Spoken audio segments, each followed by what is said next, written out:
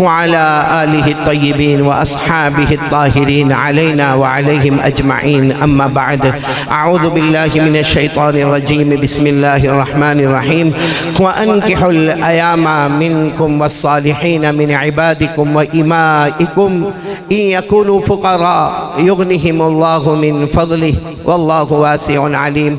सदक़ल्लाहु मौलानल अज़ीम। क़ाल क़ाल रसूलुल्लाह सल्लल्लाहु अलैहि वसल्लम, या माशरश शबाब मन इस्तताअ मिनकुमुल बाअत फ़ल्यतज़व्वज फ़इन्नहु अग़द्दु लिलबसरि व अहसनु लिलफ़र्ज व मन लम यस्तति फ़अलैहि बिस्सौम फ़इन्नहु लहु विजा औ कमा क़ाल रसूलुल्लाह सल्लल्लाहु अलैहि वसल्लम। सदक़ रसूलुहुन नबियुल करीम व नहनु अला ज़ालिका लमिनश शाहिदीन वश्शाकिरीन वल्हम्दुलिल्लाहि रब्बिल आलमीन। अस्सलामु अलैकुम वरहमतुल्लाहि वबरकातुहू। दोस्तों, आपका खैर मक़दम है हमारे channel AB Ahmad Ali reaction पर। आज हम आप हज़रात के सामने लेकर हाज़िर हुए हैं जनाब हज़रत मौलाना क़ारी अहमद साहब का बयान, जिसका उन्वान है हुज़ूर सल्लल्लाहु अलैहि वसल्लम और एक कूटनी का रुला देने वाला वाक़या। दोस्तों, बहुत अच्छा बयान है, एक मरतबा इस बयान को ज़रूर समाअत फरमाएं, इंशाअल्लाह बहुत ज़्यादा फ़ायदा होगा। चलिए बयान शुरू करते हैं। काबिल सद एहतराम, बहुत ही मुअक्कर और मुअज़्ज़ज़ और मुबज्जल हज़रात यहाँ मंच पर मौजूद है। चाहे वो दीन की लाइन हो या दुनियावी लाइन हो, बड़े बड़े मुक़्तदा और मुक़्तदर हज़रात इस वक्त मंच पे तशरीफ़ फरमा है। अल्लाह तबारक व तआला हम सब के जमा होने को कबूल फरमाए। बोलो आमीन। भाई, आप साथ देते रहोगे ना मेरा इंशाअल्लाह? आप दुल्हों को जल्दी तो नहीं, अंदर से तो जल्दी होगी, लेकिन वो खैर अल्लाह हम सब के जमा होने को कबूल फरमाए। मैं इस वक्त सबसे ज़्यादा मेरे बहुत ही प्यारे भाई, यानी यूँ कहो कि मेरे बड़े भाई हज़रत मौलाना हबीब अहमद साहब दामत बरकातुहुम, हमारा आपस का ताल्लुक़ शायद 20 साल पुराना है।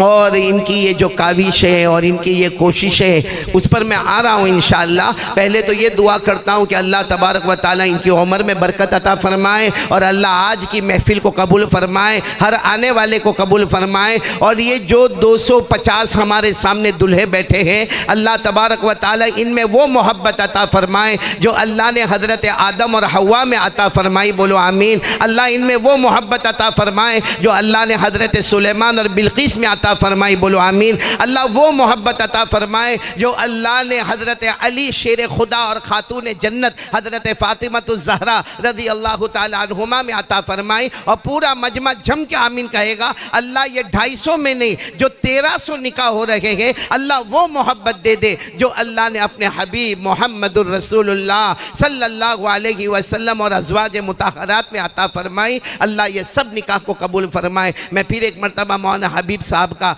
और मेरे बिल्कुल बगल में बहुत लंबे वक्त से बैठे हैं, यूँ कहो कि नंदासन के शहंशाह मीर साहब यहाँ पर तशरीफ़ फरमा है। और भी मजमे पर बहुत बड़े बड़े हज़रात और बड़े बड़े वकला और बड़े बड़े ओहदे पर फाइज बैठे हैं। अब मैं किसी को चेहरे से जानता हूँ, किसी को नाम से पहचानता हूँ, लेकिन कुछ लोगों को बहुत अच्छे तरीके से पहचानता हूँ। हमारे लियाकत भाई यहाँ पर बैठे हैं, अल्लाह इनकी उम्र में भी बरकत अता फरमाए। और मेरे बहुत ही मोहसिन, बल्कि यूँ कहो कि मेरे सर पर हाथ रखने वाले हमारे गुलाम खान, वो भी यहाँ पर है, अल्लाह इनकी उम्र में भी बरकत अता फरमाए। और एक बड़ी अजीब बात है सुहेल भाई तिरमिज़ी, मैंने आपका नाम कई सालों से सुना और कई लोगों से सुना और कई ज़बानों से सुना। आज मुझे नहीं मालूम था कि इतना मोहब्बत वाला दिन है कि आज आपके चेहरे का दीदार भी हो गया। और आपके तारीफ़ में जो हसन भाई ने और दूसरे लोगों ने जो अशार पढ़े, वाक़ईतन आपकी बहुत तारीफ़ें सुनी है। अल्लाह ताला ने आपसे जो खिदमतें ली है, अल्लाह तबारक व तआला वो खिदमतों को कबूल फरमाए और अल्लाह आपके तन मन धन में खूब बरकतें और रहमतें अता फरमाए। और भी बहुत से लोग हैं इसमें। ये जो इनाम भाई है, इनामुल भाई ने मेरे साथ अच्छा नहीं किया, सही में बिल्कुल अच्छा नहीं किया। मैं जब यहाँ पर आया, चलो शाल पोशी होनी थी, हो गई, जो बुके लेना था वो बुके मैंने ले लिया। ये धीरे से आए, मालूम नहीं किस दूल्हे का आपने वो हार चुराया था, यानी किसी दूल्हे का फूल इन्होंने ले लिया और मुझे कहा कि आप दूल्हे हो करके मेरे गले में लटका दिया। अच्छा यार मेरी बीवी नहीं है। हाँ, इसमें किसी का गायब हो तो इनको इनामुल भाई ने चुपके से आप में से किसी का ये पूरा इतना अच्छा गुलदस्ता लेकर मुझे पहना दिया और फिर धीरे धीरे मुझे कहने लगे आपको कहाँ आना है, महसाना आना है, विरमगाम आना है और इधर आना उधर आना। मैंने कहा भाई एक तरफ तो दुल्हा बना रहे मेरे को, वो कासिम भाई को तो भगाया गया वहाँ से। खैर मैं इस वक्त जो आया हूं आपके सामने, क्योंकि मुझे एक थोड़ी तफसील से बात करना है सबसे पहले, क्योंकि हम देख रहे हैं जितने आ रहे हैं अल्हम्दुलिल्लाह मौलाना हबीब साहब और ईसा फाउंडेशन, और अल्लाह की कसम ये दोनों हक वाले हैं कि इनकी तारीफ की जाए। लेकिन ये जितने 1300 निकाह, मैं मौलाना 250 नहीं कहूँगा, मैं 1300 निकाह पर बात कर रहा हूँ कि निकाह एक बहुत बड़ी इबादत है। अल्लाह की कसम निकाह इतनी बड़ी इबादत है, इतनी बड़ी इबादत है कि आप थोड़ी देर के लिए सोचें कि सबसे पहले दुनिया में अगर कोई इबादत का वजूद हुआ है तो वो शादी और निकाह की इबादत है। सबसे पहले दुनिया में अगर कोई इबादत आई, बोलो वो क्या है? शादी है, वो निकाह है। हजरत आदम अलैहिस्सलातु वस्सलाम का निकाह हो रहा है जन्नत में। उस वक्त जन्नत में कोई नमाज पढ़ने को नहीं कह रहा, कोई रोजा रखने को नहीं कह रहा, कोई हज करने को नहीं कह रहा। सबसे पहला निकाह जो हो रहा है दुनिया में वो हजरत आदम अलैहिस्सलातु वस्सलाम का हजरत हव्वा अलैहिस्सलातु वस्सलाम के साथ। और आप जरा तवज्जो के साथ सुनना, अल्लाह ने हजरत आदम को ज़ौज यानी शोहर कहा, हस्बैंड कहा, और हजरत हव्वा को ज़ौजा यानी बीवी कहा। अल्लाह ने पहले पारे में फरमाया वक़ुल्ना या आदम उस्कुन अंता व ज़ौजुकल जन्नह वकुला मिनहा रगदन हैसु शितुमा। अल्लाह तबारक व तआला फरमाते मेरे प्यारे आदम जन्नत में जाओ, और आपका निकाह हजरत हव्वा के साथ हुआ। तो पूरा मजमा याद रखे, दुनिया में सबसे पहली इबादत कौन सी आई? निकाह। बोलो ना कौन सी आई? निकाह, शादी। और सबसे आखिरी इबादत कौन सी होगी दुनिया में? सबसे आखिरी इबादत बोलो इंशाअल्लाह। अच्छा एक बात और भी बताओ, माशाअल्लाह दुल्हों के पास से मेहर लिया जाता है और मेहर देना भी चाहिए। आपको मालूम है हजरत आदम अलैहिस्सलातु वस्सलाम का निकाह जन्नत में हो रहा, हजरत हव्वा अलैहिस्सलातु वस्सलाम के साथ। जब निकाह मुकम्मल हो गए, अब हजरत आदम चाहते थे कि हजरत हव्वा के करीब जाए। भाई निकाह हो गए, हर मियाँ चाहता है कि अपनी बीवी के करीब जाए। हजरत आदम भी चाहते थे अपनी बीवी के करीब जाए। अल्लाह की तरफ से आवाज़ आई मेरे आदम, ओ मेरे आदम करीब मत होना, हव्वा के करीब मत होना, निकाह हो गए करीब मत होना।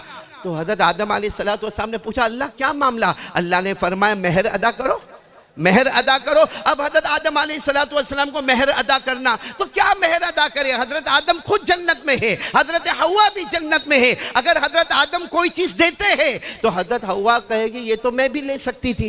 भाई जन्नत में से कोई फूल दे दिया तो हजरत हव्वा कहती ये तो फूल मैं भी ले लेती। अरे जन्नत में कोई फल दे दिया, हजरत हव्वा कहती ये फल तो मैं भी ले सकती। तो हजरत आदम अलैहिस्सलातु वस्सलाम ने पूछा अल्लाह मेरे निकाह तो होने हैं हजरत हव्वा के साथ, और आप फरमाते मेहर देना है, क्या मेहर देना है? अल्लाह ने फरमाया, सब सुभान अल्लाह बोलना, अल्लाह तबारक व तआला ने फरमाया मेरे आखिरी नबी आने वाले हैं जिनका नाम मुस्तफ़ा भी होगा, वो मुज्तबा भी होंगे, वो मुर्तज़ा भी होंगे, वो हामीम भी होंगे, वो तासीन भी होंगे, वो यासीन भी होंगे। बस मेरे आखिरी नबी पर 20 मरतबा दरूद पढ़ लो, आदम तुम्हारा मेहर अदा हो जाएगा।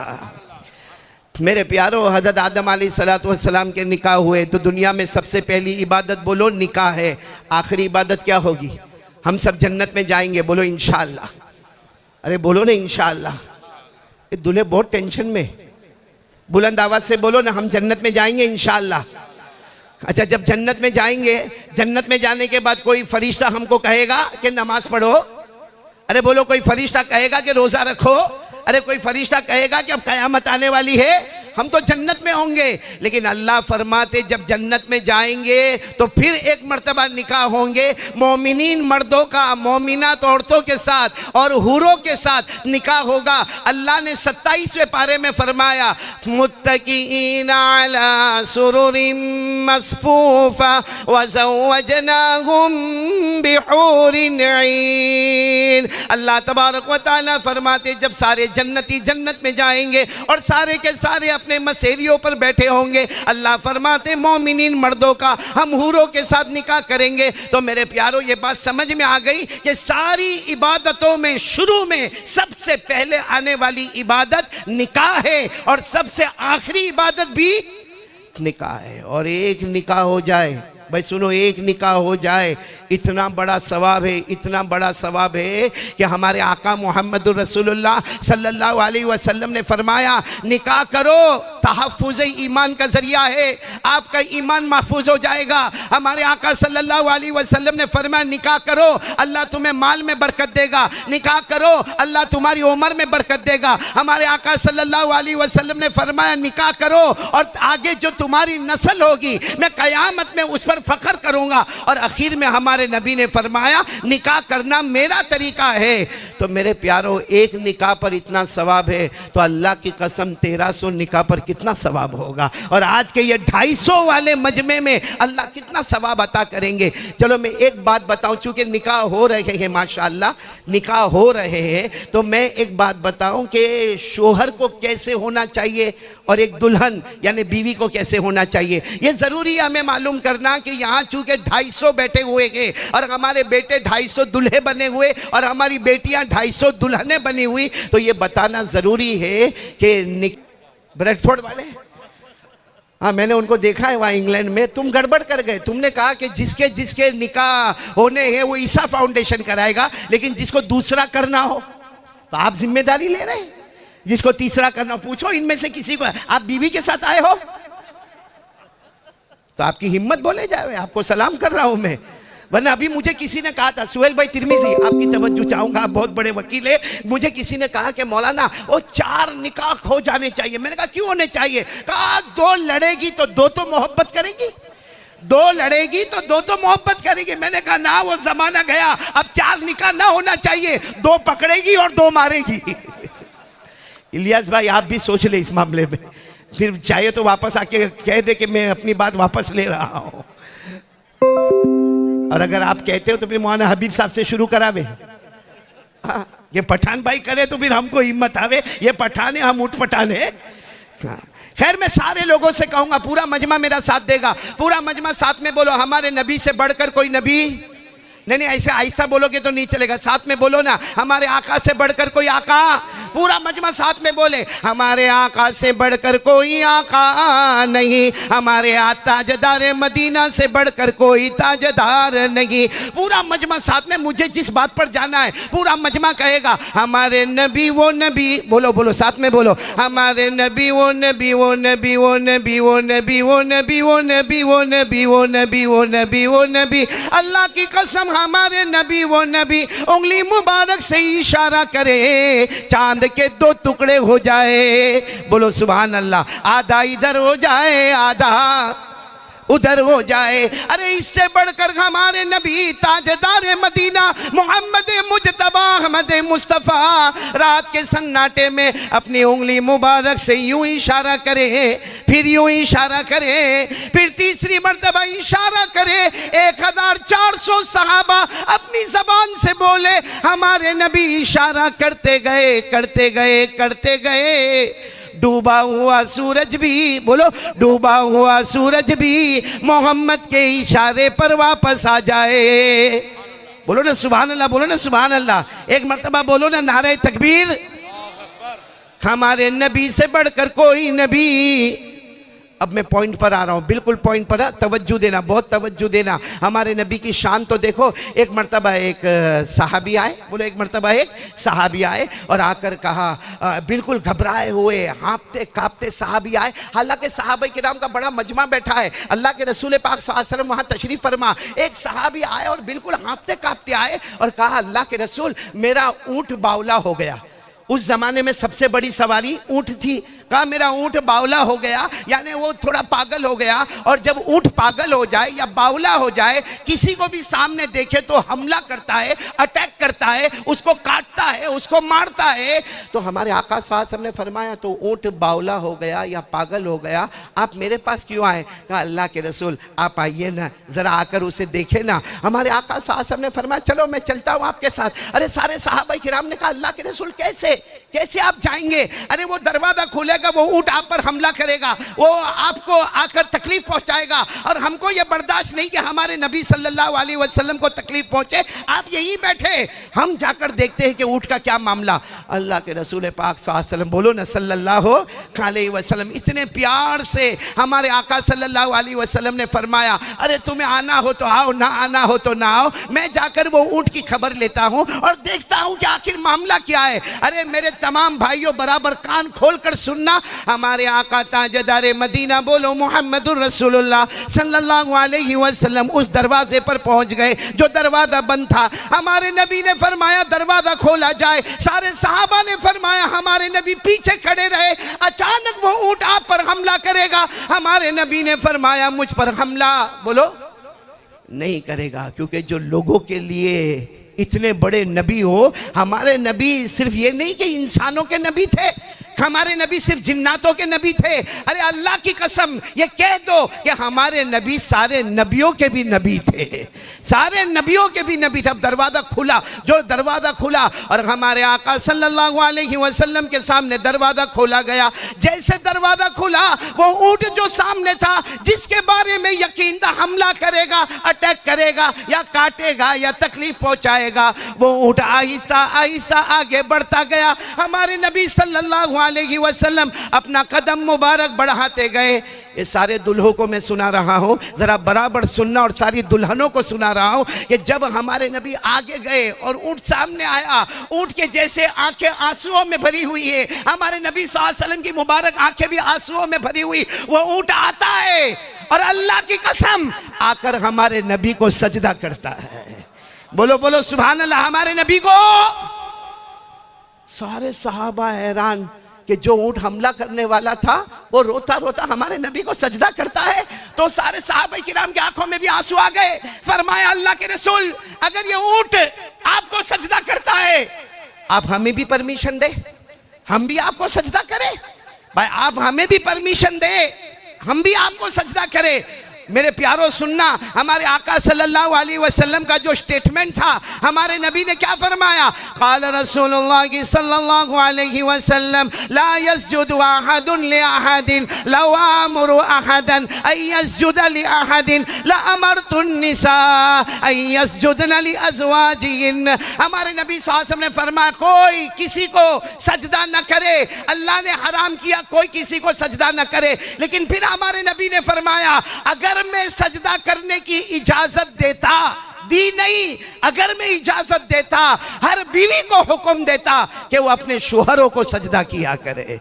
तो इससे मालूम हुआ कि हर बीवी होने वाली जो दुल्हने हैं, चाहे वो 1300 की तादाद में मेरी आवाज़ पहुंचती हो या सामने 250 के में मेरी आवाज़ पहुंचती हो, हर बीवी को चाहिए कि अपने शोहर की इताअत करे, अपने शोहर की फरमा बरदारी करे। अपने शोहर, हदीस पाक में लिखा, अगर शोहर अताअत बालहा, अपने शोहर की फरमा बरदारी करे, दखलतिल जन्ना बिगैर हिसाब वला किताब, बगैर हिसाब किताब के जन्नत में चली जाएगी। ये तो मैंने दुल्हनों के वास्ते कहा, लेकिन मेरे प्यारों, हम जो दुल्हे बने हैं, हम तो पहले बन गए, आप अभी ताज़ा ताज़ा बने हो। हमको क्या करना चाहिए उनके साथ? भाई बीवी को तो हुक्म है शोहर की फरमा बरदारी करे, शोहर के जान की हिफाजत, माल की हिफाजत, अपनी आबरू की हिफाजत, अपने घर की हिफाजत। लेकिन बीवी तो सब कर रही है, शोहर को क्या करना चाहिए? आपको मालूम है हमारे आका सल्लल्लाहु अलैहि वसल्लम ने बीवी का कितना ख्याल फरमाया, कितना ख्याल फरमाया। एक मर्तबा एक साहबी आए और आकर कहा कि अल्लाह के रसूल सल्लल्लाहु अलैहि वसल्लम, आपको हमारे घर खाने की दावत है, आपको हमारे घर खाने की दावत है। मुस्लिम शरीफ की रिवायत है, आपको हमारे घर खाने की दावत है। हमारे नबी सल्लल्लाहु अलैहि वसल्लम ने क्या पूछा? आयशा तुम आई? मैं आयशा को भी लेकर आऊँ, मेरी बीवी को साथ में लेकर आऊँ? तो वो दावत देने वाले ने कहा, नहीं अल्लाह के रसूल, आपको अकेले को दावत है, आयशा को दावत? बोलो आयशा को दावत नहीं। तो हमारे नबी ने फरमाया, इज़न फला, तब तो मैं भी दावत कबूल नहीं करूंगा। ये कहकर हमारे नबी सल्लल्लाहु अलैहि वसल्लम चले गए। कुछ दिन के बाद वो साहबी वापस आए, अल्लाह के रसूल आपको मेरे घर दावत है। हमारे नबी ने फरमाया, आयशा तुम आई? मेरी बीवी आयशा भी आएगी ना साथ में?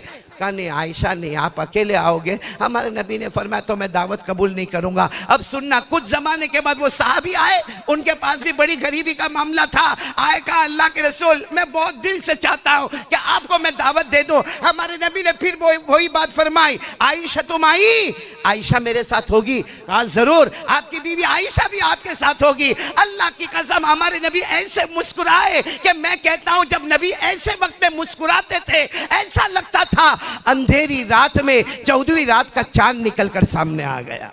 तो हमारे नबी ने कितना ख्याल फरमाया। पहले दावत कबूल नहीं की क्योंकि मेरी बीवी मेरे साथ में नहीं, दूसरी मर्तबा दावत कबूल नहीं की क्योंकि मेरी बीवी मेरे साथ में नहीं। इसलिए मैं आप तमाम से कहूँगा, यह हमारे नबी ने एक नमूना, एक हमको एग्जाम्पल दिया कि शोहर को अपनी बीवी का कितना ख्याल करना चाहिए। मुझे तो समझ में नहीं आता मौलाना हबीब साहब, हमारे समाज में और हमारी सोसाइटी में और हमारे ये बहुत अजीब व गरीब मामला है। कोई बीवी के ऊपर हाथ उठाता है, कोई बीवी को धक्के देता है, कोई बीवी को कहता है तेरी माँ ऐसी तेरा बाप ऐसा, अरे कोई बीवी को तलाक देता है, डिवोर्स देता है। मेरे प्यारों, अल्लाह की कसम ये बहुत बड़ा गुनाह है।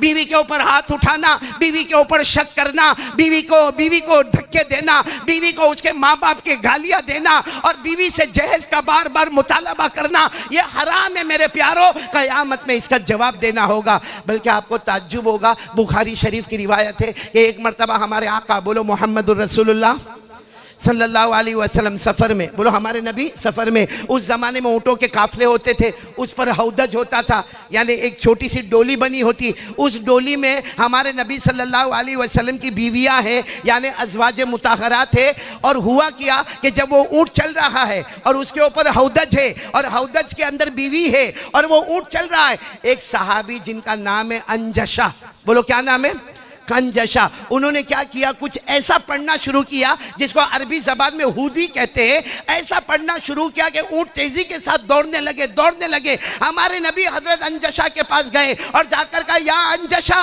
रुवाइदका कवारीर, अंजशा ऊंटों को आहिस्ता चलाओ क्योंकि तुम्हारा तेज चलाने से घर की औरतों को तकलीफ होती है। हमारे नबी ने यह तकलीफ भी बर्दाश्त नहीं की कि सवारी पर औरत बैठी हो और घबराती हो और कोई ड्राइवर तेज चलाता हो। हमारे नबी ने फरमाया, मेरी बीवी घबराती है, आहिस्ता चलाओ। अगर हम भी मोटरसाइकिल पर हो, हमारी बीवी हमारे साथ हो, 4 व्हीलर पर हो, हमारी बीवी हमारे साथ हो और हम धनाधन गाड़ी भगाते और बीवी कहती है आहिस्ता हो जाओ, आहिस्ता हो जाओ, आहिस्ता हो जाओ, इंशाअल्लाह उस वक्त भी नबी की सुन्नत जिंदा हो जाएगी।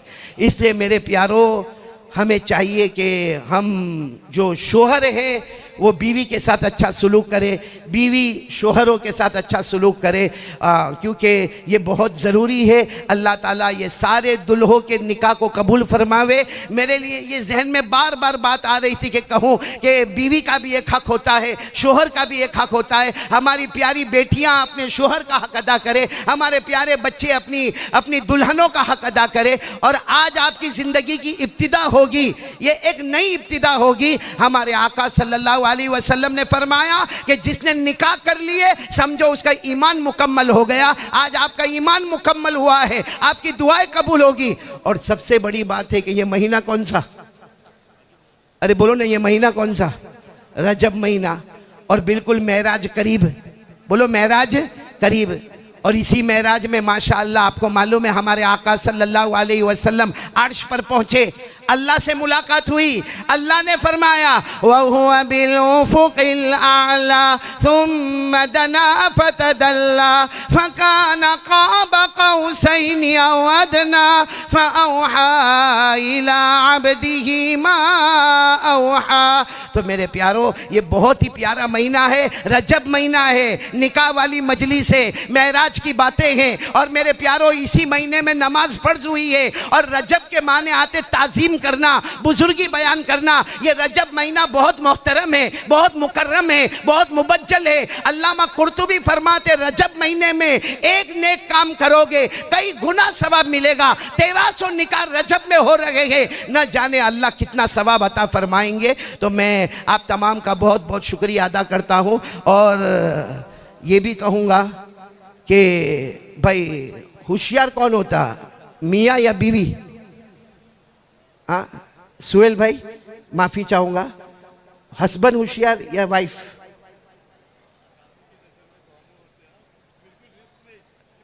रिस्क नहीं लेना चाहते हैं सुहेल भाई, बिल्कुल रिस्क लेना नहीं चाहते। अरे मैंने तो एक मरतबा पढ़ा तो ताज्जुब में पड़ गया, एक मियाँ बीवी का झगड़ा हुआ मौलाना हबीब साहब, बहुत धूमधाम झगड़ा, बहुत धूमधाम झगड़ा। अच्छा एक बात बता दूं आप लोगों को, मियाँ बीवी में झगड़ा होना भी चाहिए। यहाँ होता होगा ना अहमदाबाद में भाई, हाँ या नहीं?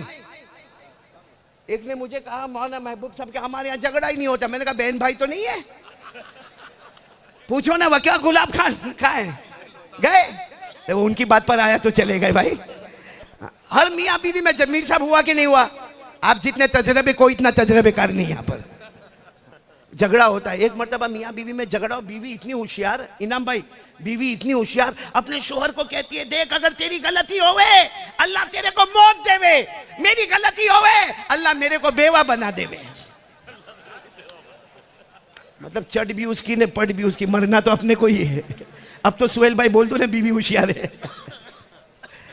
खैर अल्लाह आप सबको बहुत अच्छा रखे। मैं इस वक्त सबसे ज्यादा शुक्रिया अदा करूंगा हमारे हाफिज जुबैर का, मोहसिन भाई का, और ये पूरे ईसा फाउंडेशन का, और ईसा फाउंडेशन के बानी मबानी जो हिंदुस्तान में ईसा फाउंडेशन को लाकर इतना ज्यादा उसका प्रचार करने वाले मेरे बहुत ही प्यारे भाई मौलाना हबीब साहब। आप सबने दुआएं दी, बड़ी अजीब अजीब दुआएं दिया। किसी ने कहा अल्लाह मौलाना की उम्र में बरकत देवे, मौलाना को तंदुरुस्ती देवे, मौलाना को सेहत देवे। मैंने इनके जो काम देखे, जितना करीब मैं इनसे रहा हूं, और एक लंबे जमाने तक हम बहुत करीब करीब करीब करीब रहे, अब ये थोड़ा थोड़ा मेरे को दूर कर रहे, वरना हम बहुत करीब करीब करीब से करीब तरह। मैंने इनके कामों को देखा, क्योंकि ये मदरसा चलाना, ये फैजानुल कुरान, उसके बाद फैजान स्कूल, उसके बाद न जाने कितनी क्लासेस, और उसके बाद में मदरसा हलीमा, और उसके बाद में लोखंड वाला हॉस्पिटल, और उसके बाद में भाई पहले इन्होंने 35 निकाह से काम शुरू किया, फिर 250 निकाह, फिर 500 निकाह, और उसके बाद में फिर 1100 निकाह, और ये साल 1300 निकाह। आप सोचें निकाह करने वाले दूल्हे और निकाह करने वाली दुल्हने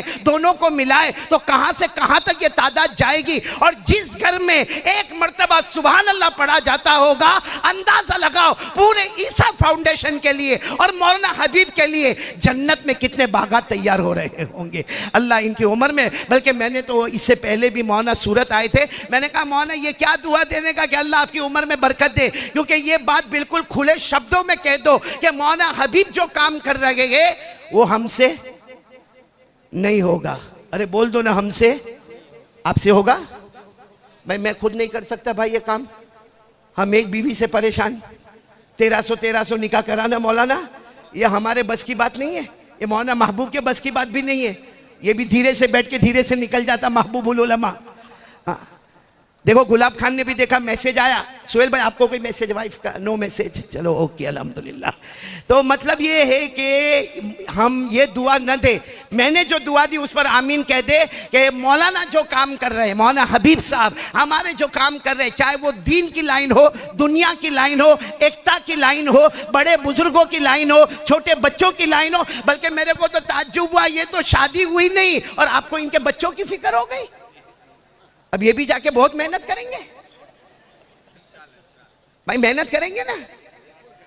हाँ मेहनत करो बेटो। मैंने एक मरतबा पढ़ा था, वो बड़ा अजीब था, तो क्या था मैं भूल रहा हूँ। हाँ वो एक क्या बच्चा पैदा हुआ, बीवी को पूछा नाम क्या रखे, कहा रखो इलाही बख्श, रख दिया। दूसरा लड़का हुआ, बीवी को पूछा आप क्या रखे, तो कहा रख दो मुस्तफ़ा बख्श, रख दिया। तीसरा हुआ, कहा अब क्या करे, तो कहा रख दो अली बख्श। ऐसा करते करते 8 हो गए, सब बख्श बख्श। अब जब 9वां मर्तबा प्रेग्नेंट हुई तो शोहर बीवी को कहता अब क्या नाम रखे, कहा रखो अल्लाह बस।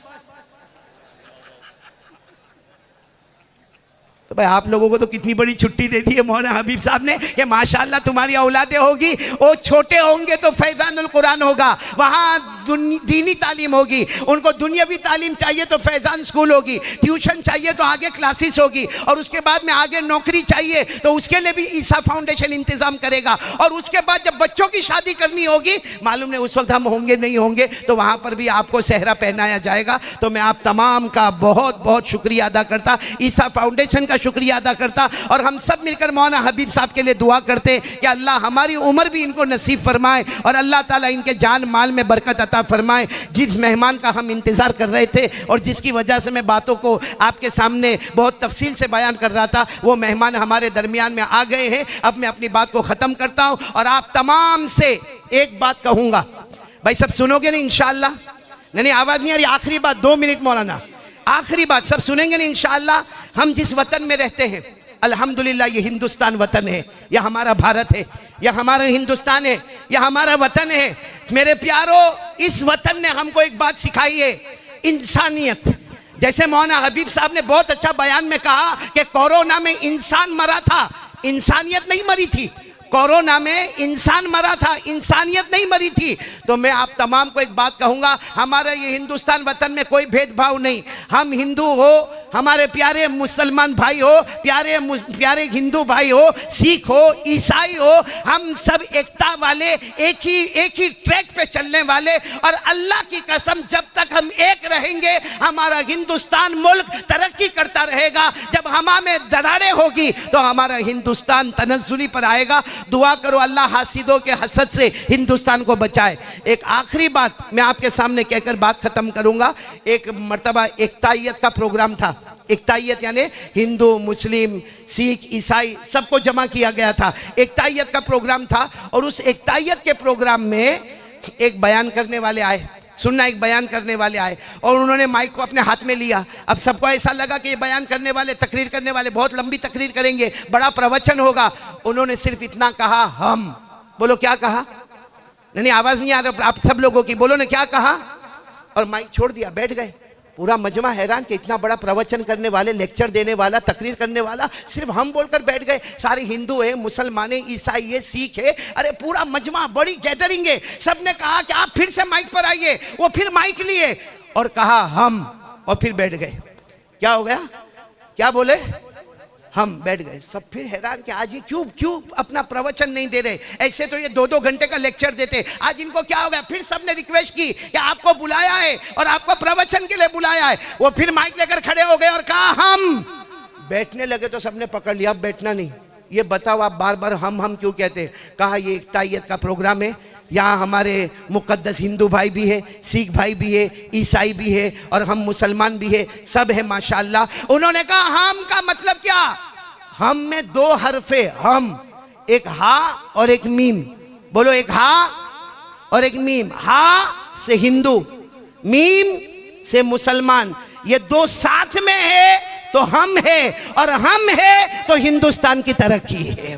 हम साथ में, तालियों के साथ बोलो, हम है तो हिंदुस्तान है, और हिंदुस्तान में हम है तो तरक्की है। और जहां इन 2 में किसी ने दरारें डाली, किसी ने हसद पैदा किया, किसी ने दोनों को अलग किया, तो हर एतबार से हिंदुस्तान नीचे आता हुआ आपको नजर आएगा। इसलिए हमको हम बन के रहना है। और मौलाना हबीब साहब की इसमें बहुत बड़ी मेहनत है। मैंने देखा इन्होंने ऐसे भी निकाह करवाए हैं कि माशाअल्लाह, आप वहाँ हमारी बहुत प्यारी हिंदू बेटी थी, उनके पास गए और उनके सामने जाकर निकाह के बारे में रखा। उन्होंने कहा कि हमारी मूरत फला वक्त में निकली है, उस वक्त का ख्याल किया। ख्याल करने के बाद उनको पूरा जोड़ा दिया। बल्कि उनकी हालत को देखकर मौलाना हबीब साहब ने और भी बहुत कुछ जो उन्होंने मुझे राजदाराना तौर पर बताया, बड़ी बड़ी तवज्जो दी। और कोरोना के अंदर जो मौलाना हबीब साहब का किरदार था वो मैंने खुद देखा। अरे रोजाना 50-50 हज़ार आदमियों को खाना खिलाना कोई आसान काम नहीं होता। अरे हमारे यहाँ एक आदमी खाना खाने आए